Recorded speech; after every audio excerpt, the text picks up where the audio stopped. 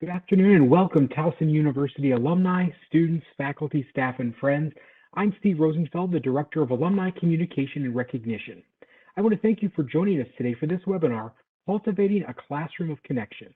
We are very excited about today's event, which is co-sponsored by the Towson University College of Education and its Center for Professional Practice. Before we begin today's session, I want to share a few housekeeping notes. This session will be recorded and we will share it with all registrants when it is finalized. Attendees will remain muted throughout the discussion. If you have any questions, please use the chat function in your window and direct your questions to everyone so that we can ask the questions on your behalf at the conclusion of the presentation. I'd now like to introduce Dr. Layla Richmond, the Associate Dean of the College of Education, who has a few words of welcome for you this afternoon. Dr. Richmond? Hi, thank you, Steve. And let me add my welcome and thank you for joining us this afternoon. One of our goals in the College of Education is to stay connected with our graduates. Once a Towson Tiger, always a Towson Tiger. And so we're so thrilled to have you here with us. I also want to extend an invitation to you while I have you here that if you have other suggestions or ideas for activities that we can do in the College of Education to help you once you have graduated or entered the field, or as you are soon to be graduating and entering the field, please don't hesitate to reach out and let us know.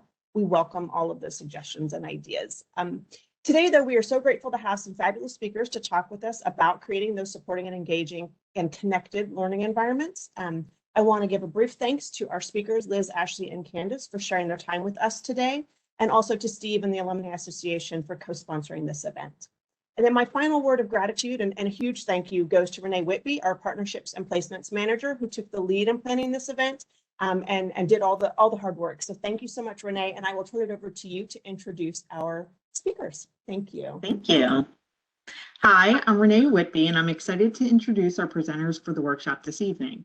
We have a unique combination of presenters from Towson University and Baltimore County Public Schools, which is our biggest partner in internships and field experiences.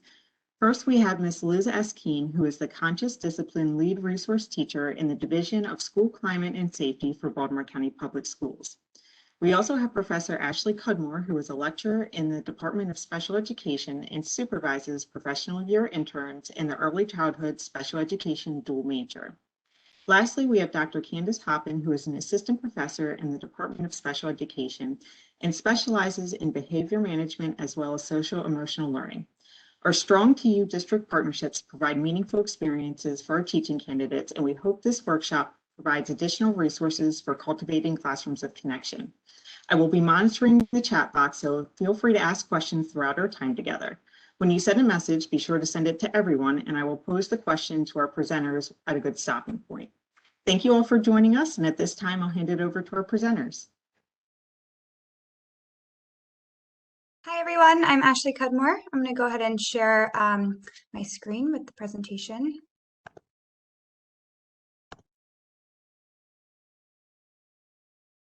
Okay, so thank you guys so much for joining us today. I wanted to start off by letting you know that the three of us are all pretty informal. As we were planning this, we really loved engaging in conversation with one another and bouncing ideas off of one another. So we are going to share some information to start, but throughout the presentation and at the end, we would love to hear from you as well. So feel free to jump in as you're comfortable using the chat feature, unmuting if you would like. And then at the end, like I said, we will have some time to share out and discuss as colleagues because we all bring something to the table to share with one another. So here are our objectives for today. We are hoping that participants will understand their role in managing student behavior in the classroom. We will discuss the impact of a supportive learning environment on the brain, and then we will share strategies for building classroom communities as schools return to in-person learning.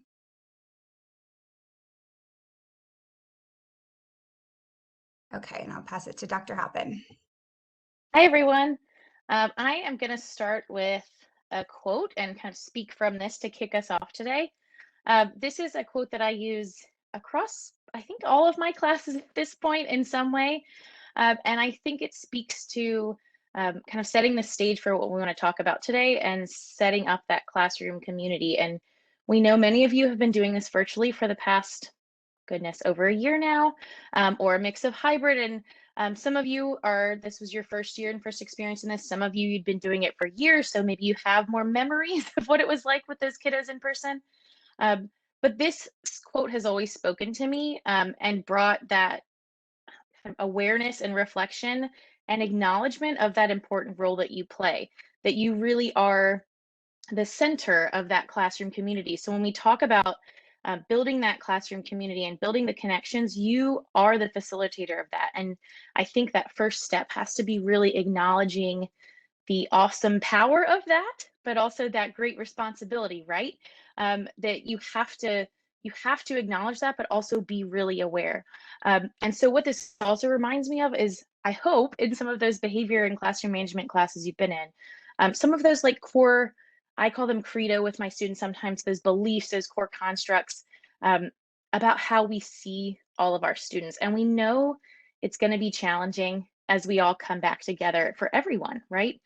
So I think remembering some of those core practices of seeing the best in our students and also meeting them where they are, right? Like we have the power to do that. And so this acknowledging that role we have, but also being in control of ourselves and also taking care of ourselves. So that's kind of the other thing I think of is how in control you are and how managed you are is going to reflect on your students as well. And if you are facilitating that classroom community, if you're modeling the things you want your kiddos to do, greetings and closings and small conversations and check-ins with them and showing them that they care, they're going to see you doing that, and that's going to help build that classroom space too. And I think it was hard to do that virtually. I know I struggled in my own university classes. So exciting to be able to do that and feel like we can have more of that personal connection as we come back in those spaces.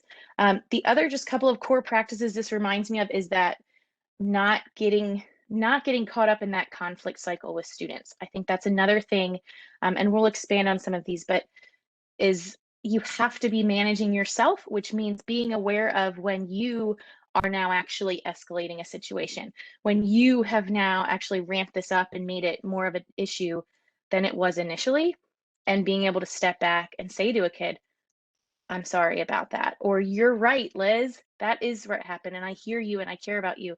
And so I think about just some of those core beliefs, but it all comes back to you acknowledging that role, and setting that up from day one, right? Those proactive strategies to build that classroom space of support.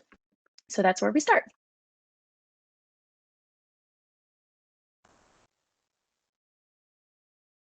Hi, everyone. I'm Liz, and I do work in Baltimore County Public Schools.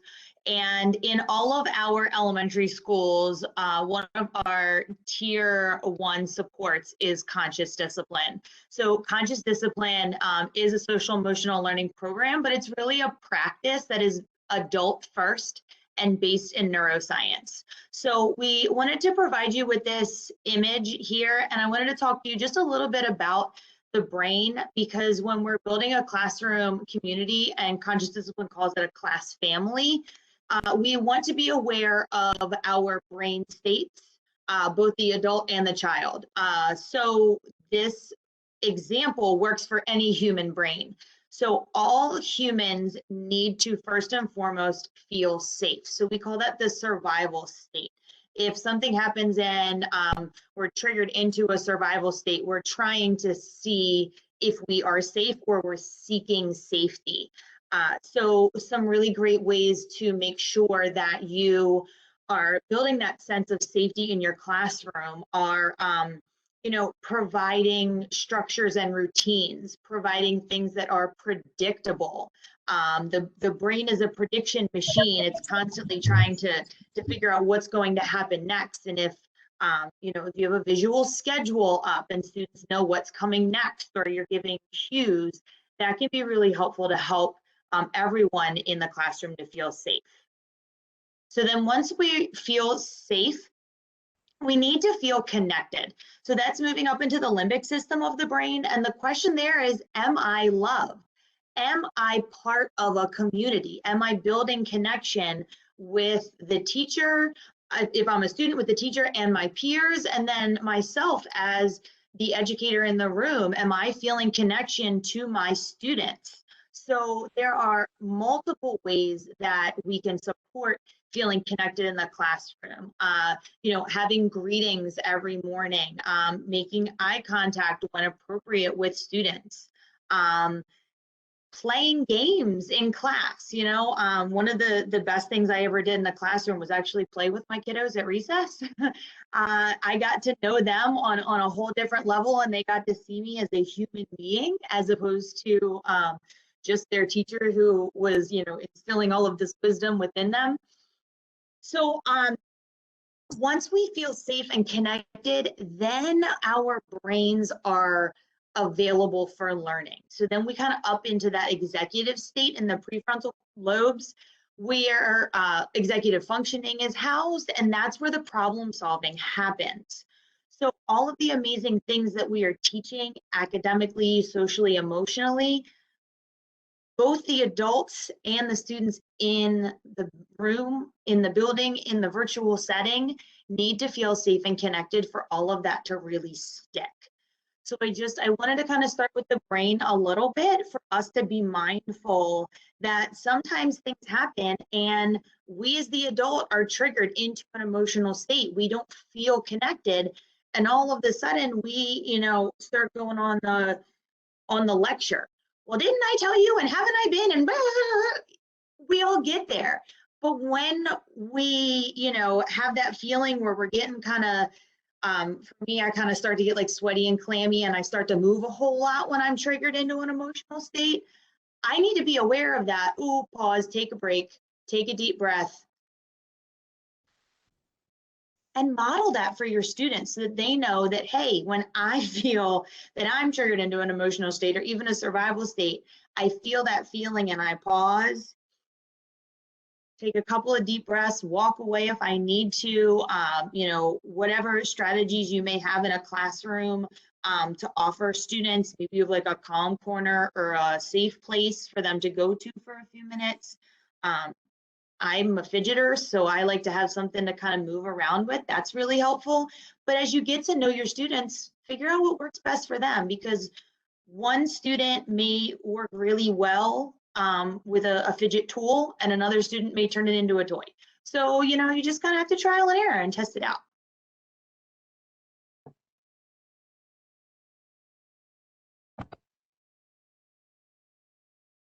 So this kind of goes along with the brain as well, but understanding that as the adults, we need to regulate ourselves first so that we can model and support our students. So this quote says, we all get upset, but our goal is to regain that self-control once we become upset before we deal with students. So disciplining yourself first and students second. And I think that for me, this practice has really been helpful because I can only control myself. And it's really hard when I have a classroom of 20, 30 plus students to feel the burden or the weight of having to discipline all of these students or help with all of these students. Or maybe I have one kiddo who just I'm having a hard time connecting with. I have the power to support myself, to upshift myself. And then from there, I can model, and I'm in a higher brain state, and I can share my brilliance with all of my students. So I really just want to encourage you that while you may or may not be in BCPS, you may or may not be knowledgeable of conscious discipline, the big understanding here is that we want to focus on ourselves first. I also work in the office of the multi-tiered system of supports. So we're looking at things in a leveled system. Tier 1, is activities that support like most of your kiddos. So that's your routines and rituals, your greetings, your closing assignment, or your if you circle up in your class, But then as we go higher in our tier 2, like a small group of kids, maybe you need to pull a small group and work with them through some issues that have been going on or some concerns. And then maybe you have a tier 3 kiddo where you've got to go to a school social worker or a counselor or check in with a mentor, like the teacher next door has been teaching for 40 years, like find your resources in your building because they're really helpful too.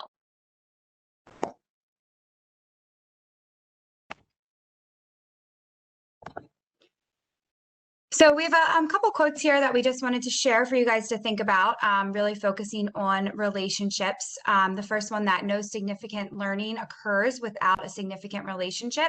So we've all heard tons of quotes around this topic, that we can't teach them academics, can't teach any students academics until we've built that community within our class. Something else we've talked about is the idea that the community is whatever group that you're working in, but the community has shifted for students so much this year. So it's really important that we recognize that and we take the time to rebuild those communities.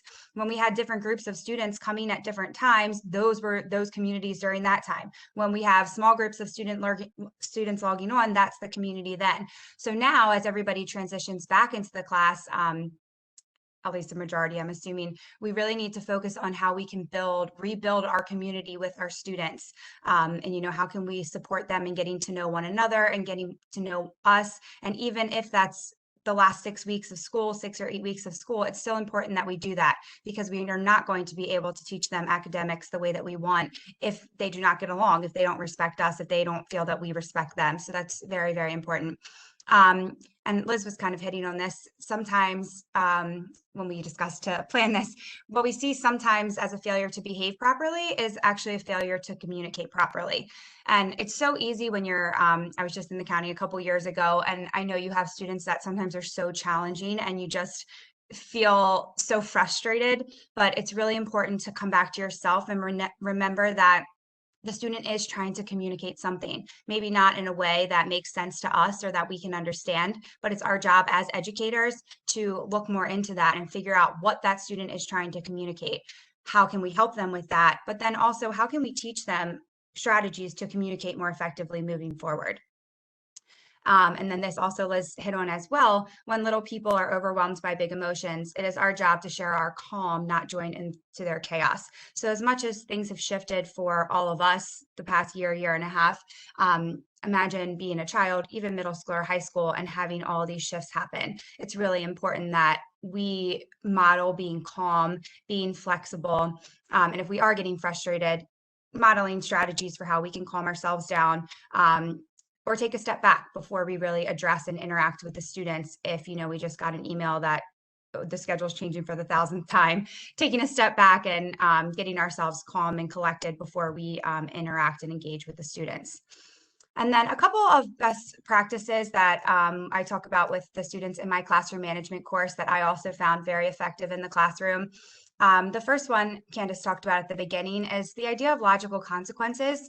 So we need to make sure that when we are providing a consequence for a student, it really should be something that's going to change the behavior. So if a student is constantly calling out in the hallway, talking to their peers around them, taking away their recess really isn't going to change that behavior. So a way to handle that is really to, one, think about ahead of time logical consequences, because it's hard to do on the spot, or two, talk to the child. Explain, hey, if there's an emergency, I need the line quiet. I'm going to need to be able to get everyone's attention. We're walking by classrooms. Explain the why we need to walk in line quietly, and then talk to the student. We can't have this happen anymore. So what do you think would be fair? Giving that student an assigned spot in line would be a consequence more logical that would change that behavior, hopefully. So trying to think about some of those things out ahead of time. If a student, again, writes on a desk, if a student doesn't clean up their area, logical consequence for that would be having the student pick up the trash, cleaning up the desk. Even if it's at a less desired time, they're still doing something that's going to change their behavior for the future. The second one is addressing behavior privately versus publicly. This was a shift I had to make in myself when I was teaching elementary school, and it made such a difference. And we don't have to go into all the ideas about clip charts and all of that right now, but just finding ways that you are going to, if you are struggling with a student, the conversation is going to go so much better if you have them wait on the carpet after and talk to them about it, or if you have them meet you in the hallway, right outside your door. If you find a time to just have a one-on-one conversation with them, rather than calling them out in front of all of the students. So that's just something to consider, if you're thinking about how you can address that behavior privately.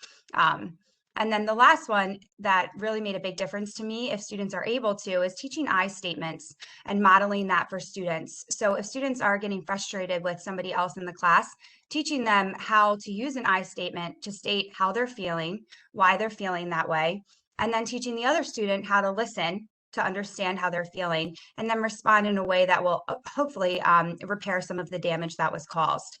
So those are just a few of the best practices that we talk about in my classroom management course that I think really make a big difference, at least for me in the classroom and for some of the interns that I've worked with entering real person classrooms, and trying to find ways to use some of those strategies virtually as well.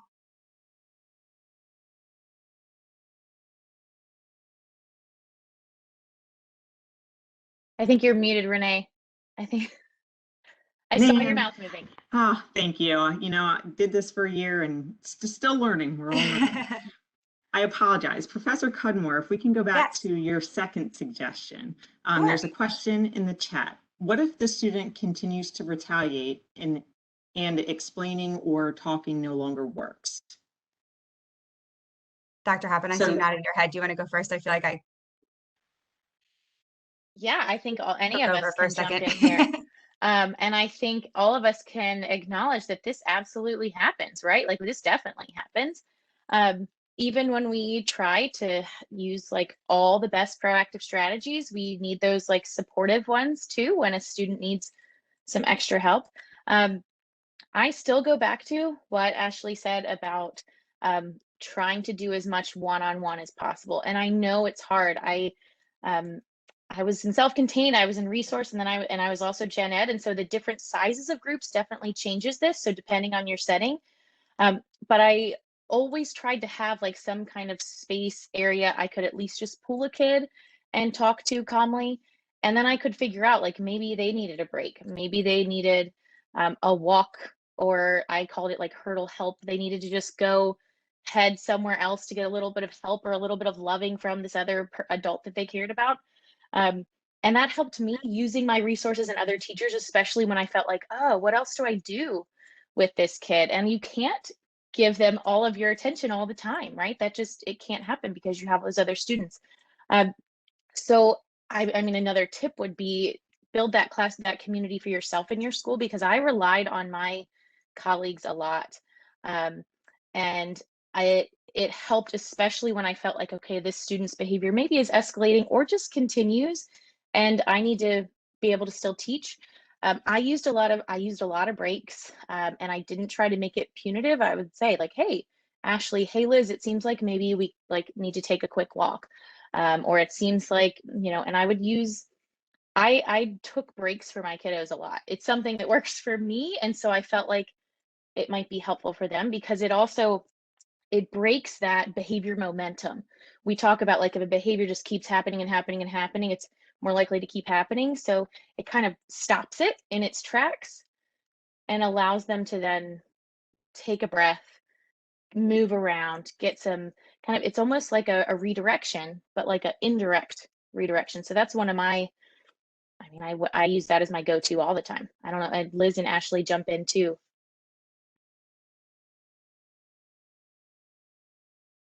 I wish I could see the question. It was kind of hard. Renee, can you read it one more time? I'm sorry. Sure. And I'm going to leave myself unmuted.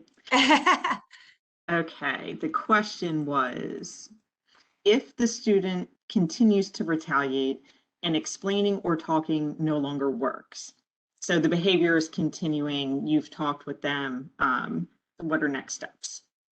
Yeah, I think, I mean, it really does. It's frustrating, but I do think it comes back to the relationship. I think when a student is frustrated in that moment, that's not the best time to have that conversation with them, but eventually they are going to calm down and at least be ready to, if not speak back, at least hear, what you're saying to them. So that's time to kind of get down on their level and speak very calmly, just the two of you. Here's why this is affecting me. Here's how I feel when you're doing this. I've used I statements myself with students. I feel upset, when I'm trying to just teach a lesson. I'm trying to make sure we all understand what we're supposed to be doing in math today. and this is what's happening. What, how do you feel? Why are you feeling this way? What can I do to help? And it does get frustrating when it's one student and it's over and over and over, but eventually there are small breakthroughs. And then those small breakthroughs tend to last a little bit longer and a little bit longer. If it's something severe and putting, other students in danger and staff in danger, that's when you look at more, keeping more formalized data and looking at maybe your next steps for what can be put in place to help that student. But as far as the students, that you're working with on a day-to-day basis that mostly are going to be in your class, there are going to be some super challenging ones. And I think it's just a matter of not giving up, really building the relationship with them, letting them see it from your side and trying to see it from their side. Thank Yeah. you. I think I would reiterate what we're both saying. I think something to think about in your head as well that's been helpful to me is a lot of times I would look at a student who continues to doing something over and over, let's say just calling out, just doesn't raise their hand, just blurts it out. And I'm like, that kid is so attention seeking. But instead of thinking of it that way, think of it that the student is connection seeking. So going back to that brain state concept, that kiddo is telling you something, and it could just be that they don't feel like they're a part of this community. They're not as connected. So maybe you can find, have them for a lunch bunch if that's possible. Go and talk to them during independent study time. Maybe you go over and say, is there anything I can help you with? How can I be of service? Those kinds of things can be helpful, because I think, it happens over and over, and it sends us into a state, if you will. So I think it's helpful to try to build a couple of connections as well. And those I statements really do help, but also, bringing it to the whole class. Our class is having a hard time focusing when you continue calling out. It would be helpful if, and really draw it out for these kiddos, saying, you seem really excited to give us the answer. It's helpful to raise your hand like this, and really give them that visual as well, so that the different parts of their brains, we're not just saying it, we're showing it as well. And even say all right, next question is going to be you, but I want you to raise your hand and I'll call on you for it. And then you say, and you're and then praise the bananas out of it, yes, you raised your hand so that I knew you had an answer and I could call on you. That was helpful to the class. Just that kind of, it seems like it's a lot more talking, which it is, but it's painting a verbal picture for the student to know what you do want them to do, as opposed to what you don't want. So instead of, stop calling out, stop calling out, stop calling out, we go, keep raising your hand, hold it inside until I call on you. That's really helpful too. Thank you. And thank you, Jessica, for that question. Yeah, so I'll go next. And yeah, I think to all of our points, that noticing is a huge skill that we have to sometimes remind ourselves, because we notice the not so great stuff all the time. So really flipping that, I love how you said that, Liz, of paint a picture, make it super clear. I noticed you did this. This would be helpful instead, so that it's really, because sometimes they just don't have the skill. And working with really young children, experience that too, where I just assumed they could do something. So I love how you said that, noticing, and that noticing the good stuff, every little chance you get, especially for those kiddos who were really challenging. And sometimes it's just that one little notice, and they're like, oh, okay, she did realize I was doing and I think that builds that relationship and that connection that we keep talking about too.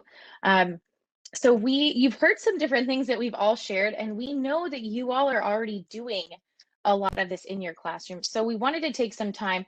I probably should have flipped these two visuals, but we had a sharing space just as an FYI, as some resources, but it's also public, so you can feel free to add additional resources, ideas. On that Padlet, so the link is in there. The sharing space is in there. The slides are there as well. But I would say, thanks, Ashley. We put up some resources here that we feel like are great kind of collections of resources around today's topic of cultivating that supportive classroom environment space. Baltimore County has some amazing resources. And because they have partnered with us on this, we wanted to make sure that we definitely linked to their page. I hope what many of you have experienced is that online resources across school systems have like bloomed and blossomed during this time. So that's one of these silver linings that's come out of this really challenging over a year, is that I think we have built up more resources because we realized there was only essentially one venue to share these with educators. So I know that other school systems also have some great collections of resources. So if you're willing to share those and post them, I encourage you and welcome you to add additional links, handouts, ideas. You could post a question here too, and we can respond.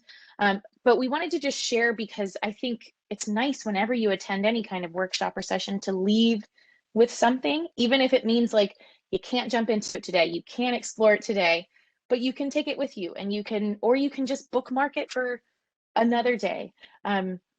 Because there's so many strategies out there. And I think as we were talking about even coming together today to have this opportunity to share with all of you, we were like, you don't just sharing a list of like, here's a million strategies for classrooms and behavior. It doesn't have the same impact as like knowing the why behind it and also kind of like guiding you to the resources that work for you. You all have your own personality and approach in your classrooms. So I think that's the other thing.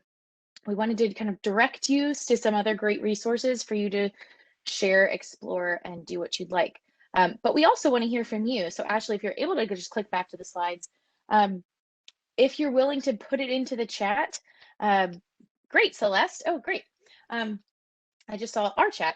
But if you're willing to share anything, what are some things that you've done or you feel like you're planning to do? You heard some ideas about greetings. We heard some ideas about the building relationships. I think I said it offhand in the very beginning, but small conversations, just those like getting to know you things about your kids, right? Just those little quick check-ins throughout the day that we do really naturally. What are some things you all have done or that you're planning to do or that you're like, oh my gosh, I've missed doing this so much. I can't wait to do it again when I have kids in front of me, and things that have worked. Anyone willing to share?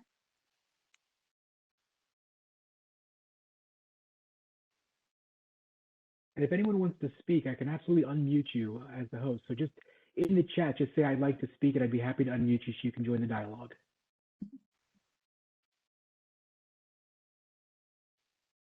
Yes, Marsha, definitely relationship building. And it's hard. It's like a really amorphous thing to be like, how do you build a relationship, right? You can't really say like step 1, step 2, step 3. But I think all those like the getting to know yous, the just using kids' names seems like such a simple, small thing, but making sure you're doing that all the time consistently from day one. That's a great point. Celeste said, I allowed my students 10 minutes before class to share whatever they want to say.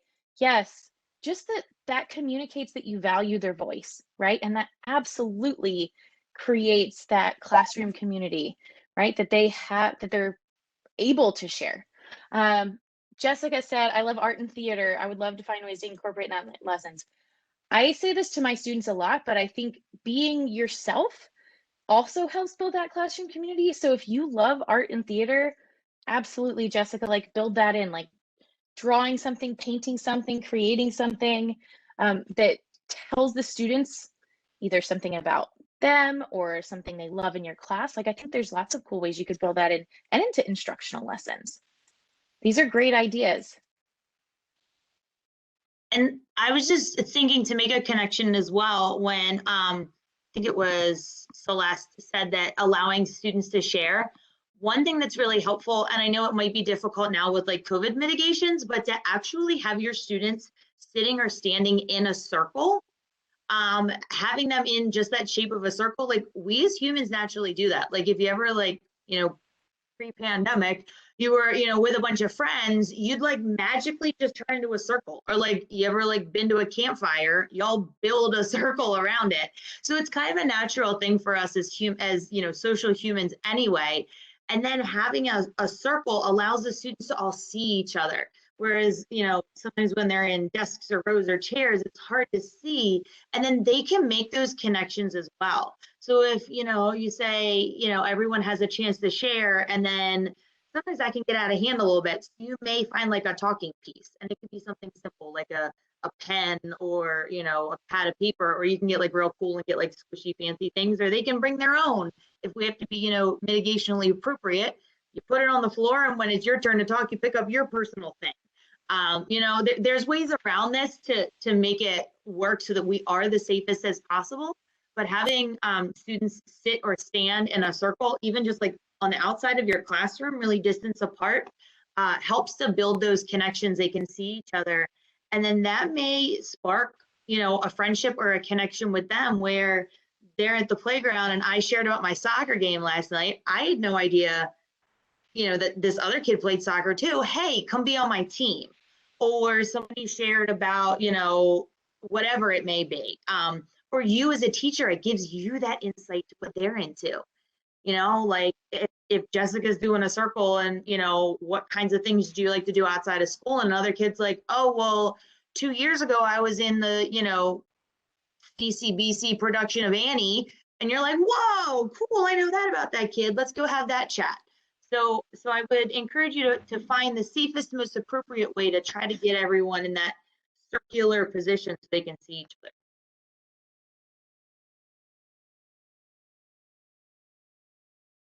I love that, Liz. Yeah, and like you said, how it is just a natural thing. And I think also my like special education, inclusive thinking brain is also thinking like when you remind kids of those connections and they see you making connections, it's also how we include those kids who either maybe they haven't been included before for many different reasons. Maybe they're that really challenging kid who's had a hard time connecting in any of their classes until they made it into your awesome classroom. So it shows them that like that's a good thing to have these connections with our peers, and you get into the routine of like having them notice that too. Like we talked about us noticing things in kids, but them noticing and being excited about those things in their peers too. And I think then it makes everyone feel more included, even our most, and I would say especially our most challenging students, because they're like, oh, this is like a low risk, safe space for me to do that.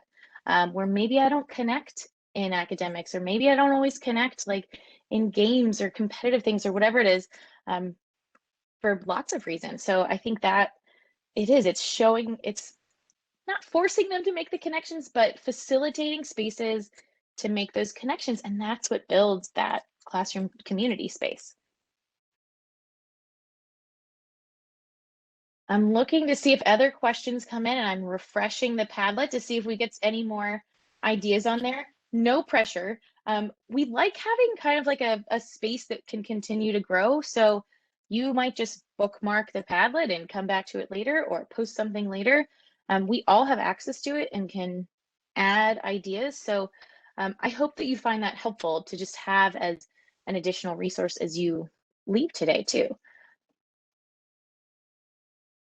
Yeah, and Tiffany, hi Tiffany.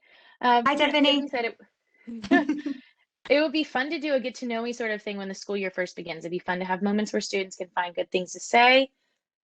Yes, and anything they're comfortable with. Yes. Well, and I think about that too. The other nice thing with virtual is we started thinking like in a kind of more universal design way, right? We were like, oh, it's really important we give kids options on how to share, how to respond, how to be themselves in this virtual space. And I love that. You could give them lots of different options for how to express and do some kind of getting to know you. We take a lot of, well, I hope we take a lot of time at the beginning of the year to do this, because we know that front end legwork and effort that goes in at the beginning of the school year, the connecting with your students, that actually like really getting to know them, set up the routines like Liz said, set up those safe spaces and procedures and welcomings and greetings. It pays off like 100-fold across the school year because they saw you did it from the start. So that's great, Tiffany, to do it from the beginning. And there are so many resources out there. I have one favorite book of community building activities. There are so many resources. And those, remember, anytime you get a new student, anytime I would have an intern, the first lesson that intern had to teach was a community building lesson with the class, because anybody that comes into your space shifts the community. That's something new. So those community building lessons are important all year. I would try to make sure I did at least once a week after breaks, and I don't think there's ever going to be an admin that says, stop building, take less time for your community, not now anyway, take less time building your community and more time focusing on reading and math, because you will gain so much more academically when the students are ready to learn and getting along well. So, find a ton of those community building lessons. I just one summer, and all your teacher free time, just kidding, made a ton of flip charts of all these community lessons throughout the year. If we had a snow day and we were off for a day, if it was winter break was long, I would just have a whole section that I could just pull up a quick community building lesson right away with the students. And there's millions out there. Did you have a favorite opening community building lesson or getting to know you with the students? This one is so simple, and I actually do it with my college students too, and you can use it at any time. This is just one of them. I could think of a million. One of them is called Finding All We Have in Common, and two students get together and you give them, a certain amount of time. I always give them 5 minutes to make a list of everything they have in common. It could be everything that they dislike, that are things that they both dislike, things that they both like. But as the teacher, I think one of the most powerful things you can do is intentionally pair the students. So if you have students, you could do it at the beginning of the year when you don't know anyone. But in the middle of the year, if you have two students that either A, maybe don't always get along so well, or B, you just don't see interact frequently, it's great to put them together, because then when you come back to the circle to share out, one or two things that you had in common, they're finding connections with the person they worked with. And the person, somebody else in the class too, as you're hearing them share out. Something else that I like to do is some resolution activities. So you can write down on slips of paper scenarios that might happen in the cafeteria at recess. A lot of times you can throw in ones that actually already happened. And then as a class, you pull them out of a bag. And as a class, you can either have small groups role play, or you can discuss together the best ways that problem could be solved. And that's really impactful as well for the students. Next time something like that comes up, they kind of understand a good way to handle it that will, address the situation quickly. But there are tons. Thank you. Mm-hmm. When it sparked something in me when you all were talking, there's a newer book that came out that's called Our Class is a Family. It's a little more primary. I taught kindergarten and first grade when I was in the classroom, so I tend to steer towards the primary land. But I put a website from the author, and she has a lot of really great ideas to build that community in the first couple of weeks. It's related to the book. I'm not saying you have to go out and buy the book, but there's a lot of YouTube videos if you wanted to try that. But it's more ideas to spark, and she's an actual classroom teacher, and I feel like it's really helpful for me when I find things from people who are still in the classroom. It makes it feel a little more doable to me. So I think that's really good. It's in the Padlet, and it's called Our Class is a Family. And the book has great illustrations. It's very inclusive and culturally responsive as well. And if anybody else is just loving textbooks, my favorite book ever is that I used in my undergrad was called Tribes Learning Communities. It's old now. The entire back half of the book is pages and pages of community building lessons, and it takes you through stages of, like, at the beginning of the year, these would be good ones to use, and the middle of the year and the end, and it gives you materials, and it gives you directions, and then reflection questions at the end. That is my most used book in all my time as an educator. It's like the one with all the corners folded, all the sticky notes. So, that stuff is readily available now on, the internet, so you can just search community building lessons, but definitely use your resources. It's out there. Yeah.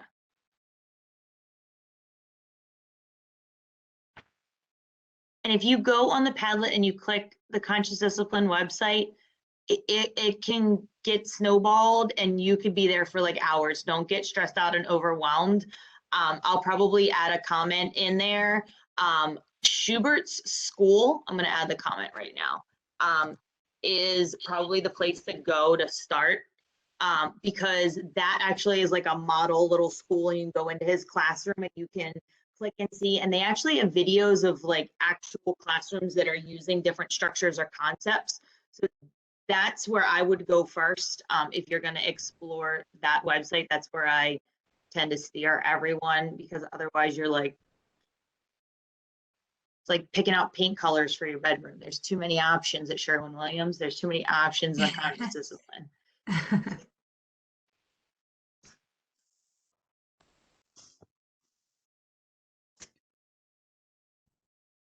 All right, any other shares, questions, thoughts?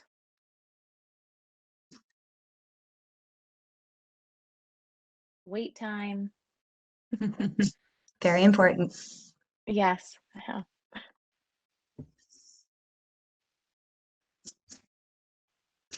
Well, I will hand it back to Renee then, and I will say everything we've shared and kind of spoken from today is on that same Padlet. There's some additional comments and posts there now, which is exciting. So please keep sharing there. Thank you. And then also please keep in touch. So we did not, I'm realizing right now, put all of our contact info. I believe it was on the sign up for today, but you can feel free to reach out to any of us too. I think as Dr. Richmond mentioned at the beginning, we, especially now, and just want to definitely keep and continue to strengthen that connection with our alumni and our teachers who, you know, once you leave TU, you're not done. We want to still be able to be a resource and a support for you, especially as you're building your own support systems in your schools in those first couple of years. So we're here. We have many people we can direct you to and that we have connections with in the counties too, but please don't ever hesitate.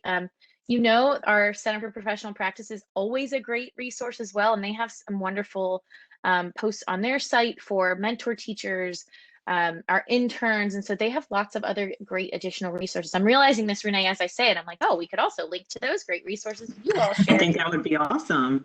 Right? But I would say just to keep that connection.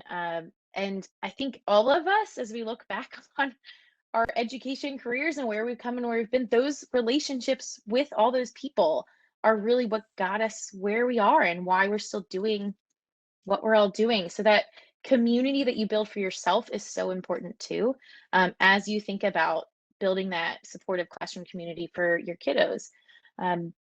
So we will be here as we wrap up. So if anyone else has other questions or wants to post anything, wants to share anything, please let us know. We're here. Tiffany, I will respond to that as soon as I can figure out how to access the chat. I'll send it to you as soon as I end this. I'm scared to touch anything and mess up the screen share. Thank you. And thank you, the three of you, for presenting. I learned a lot. You've imparted a lot of wisdom on all of us, and I think really realistic strategies that are helpful both virtually, but as we move back to the classroom, and the idea that our communities are changing as we make this transition. So thank you so much for taking your time and giving us so many things to think about and take back to classrooms. I'm going to pass it to Steve, who's going to close us out. All right, thank you very much. I do want to thank the presenters as well from the Alumni Association. We always appreciate having these resources to give back to our alumni. And I learned a lot too. I'm not a teacher, but I do have children. This is going to help me to take a breath and then deal with them. So I truly appreciate this as well. Let's see, let me share my screen. We hope that you will join us for some of our other upcoming events. The Alumni Association has events all the time, some in person, some virtual. Our next event is going to be on May 26th. It's a TU alum and the TU faculty member joining up to have a virtual olive oil tasting and history presentation. In addition to tasting the olive oil, you'll learn about the historical, mythological, and cultural significance of olive oil. And on June 12th, we have an in-person event. We're going to be hosting the TU Alumni Night in Bassignani Winery. So come out and have a glass of wine, see your fellow alumni. It should be very nice. You can register for these and learn more at alumni.towson.edu/events. And make sure you follow the TU Alumni Association on our social media channels and on Tiger Connect, our alumni community, where you can learn about all the alumni benefits, discounts, and services. And they're all free, so just check it out. These details are posted on the screen now. Again, thank you all so very much for being here. I hope to see you again very, very soon.